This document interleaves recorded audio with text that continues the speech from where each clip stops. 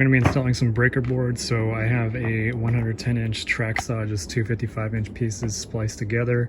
So I've lined that up as good as I can on either side, and we're just going to go down and rip this, and hopefully we get a good result. Yeah, stay tuned, we'll see how this turns out.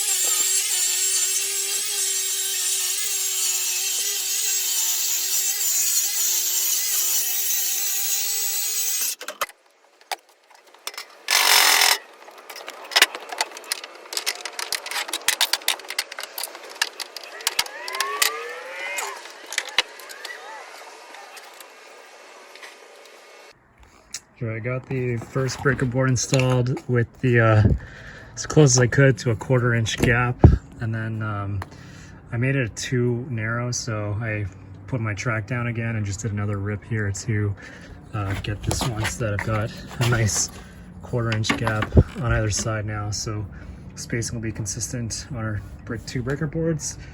And I'm installing this one just with the straight up deck screws because I can't really use Trex in here. I guess you could on your middle one, but honestly I'm just gonna own this look and go with it. So yeah, we'll see how this thing looks when we're done.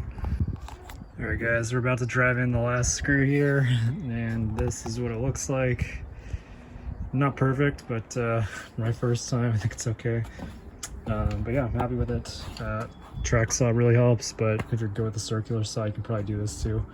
But yeah, so hope this helps. Thanks for watching, and we'll get this last guy in just like this.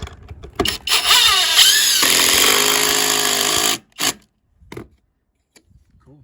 So we'll start taking out all these spacers and call this a day.